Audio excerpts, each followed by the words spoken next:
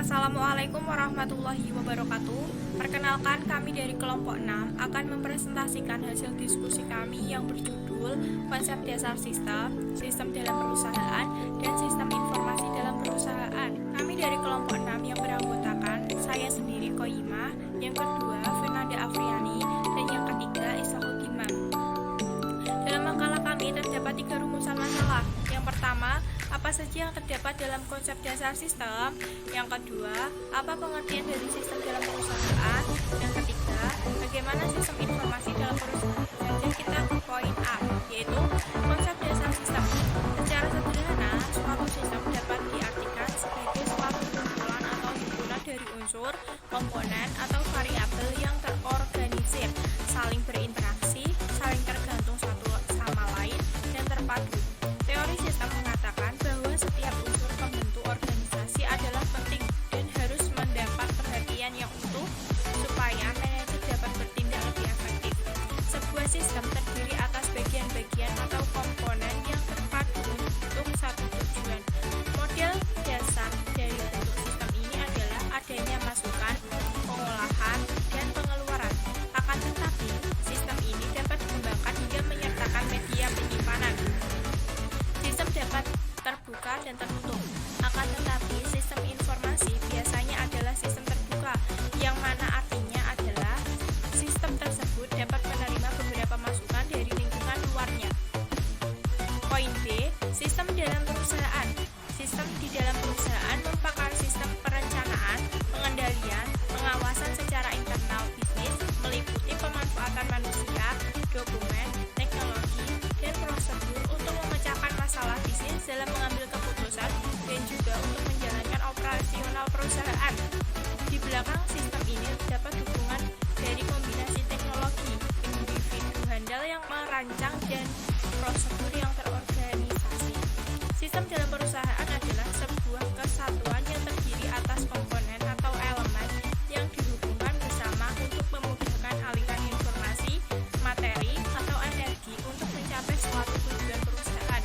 Sebuah sistem informasi dapat mendukung dan membantu di tiap departemen dalam perusahaan. Sekian dari saya, selanjutnya akan dilanjutkan oleh rekan saya. Selanjutnya, sistem perusahaan yang juga disebut sebagai sistem perencanaan sumber daya perusahaan yang didasarkan pada modul perangkat lunak yang terintegritas dan basis data pusat yang sama. Basis data mengumpulkan data dari berbagai divisi dan departemen dalam sebuah perusahaan dari sejumlah besar proses bisnis yang penting dalam manufaktur dan produksi, keuangan dan akuntansi, penjualan dan pemasaran, dan sumber daya manusia. Selanjutnya yaitu sistem informasi dalam perusahaan. Semua kegiatan yang dilakukan oleh perusahaan memerlukan informasi. Demikian pula sebaliknya. Semua kegiatan menghasilkan informasi baik yang berguna bagi perusahaan yang melaksanakan kegiatan tersebut maupun bagi perusahaan lain di luar perusahaan yang bersangkutan. Oleh sebab itu, informasi berguna untuk semua macam dan bentuk kegiatan dalam perusahaan. Dengan penerapan sistem informasi yang tepat sesuai kebutuhan, perusahaan akan semakin mudah dalam menjalankan proses bisnis. Kemudian yaitu fungsi sistem informasi manajemen dalam perusahaan. Yang pertama yaitu pengumpulan data. Sebuah perusahaan memiliki banyak data bisnis baik yang bersumber dari internal maupun eksternal.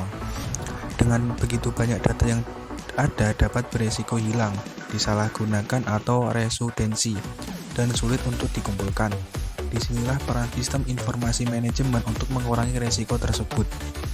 Sistem informasi manajemen akan mengumpulkan data-data yang dibutuhkan oleh perusahaan secara sistematis dan terorganisir.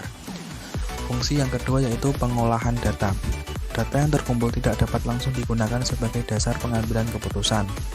Data adalah informasi mentah dan tidak akan mengarah pada keputusan atau pertimbangan apapun jika dilihat sekilas.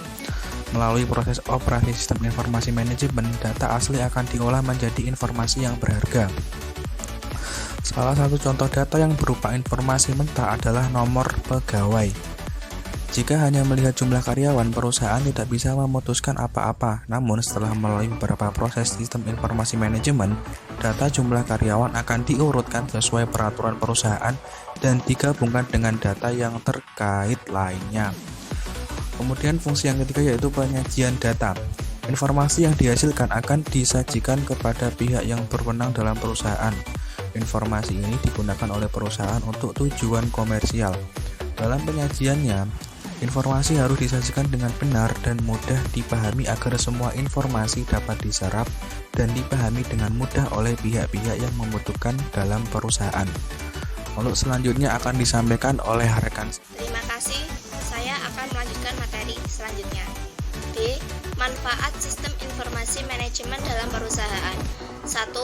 Meningkatkan pengawasan data lebih akurat dan real time. 2. Memudahkan perusahaan untuk melakukan perencanaan, pengarahan, dan pendelegasian kepada semua divisi dalam perusahaan. 3. Meningkatkan kualitas sumber daya manusia yang lebih teratur dan dinamis. 4. Penghematan pengeluaran dalam perusahaan. Selanjutnya, C. Implementasi sistem informasi manajemen dalam perusahaan. 1. Sistem informasi untuk operasi bisnis yang meliputi A. Transaction Processing System, B. Process Control System, C. Office Automation System. 2. Sistem informasi untuk pengembalian keputusan manajemen yang meliputi A. Information Reporting System, B. Decision Support System, C. Executive Information System. 3. Sistem informasi untuk keuntungan strategis yang meliputi A. Cost Leadership, B. Product Differentiation, C. Innovation. Sekian, terima kasih dari kelompok kami. Mohon maaf apabila tutur kata yang kurang berkenan di hati. Mohon maaf. Wassalamualaikum warahmatullahi wabarakatuh.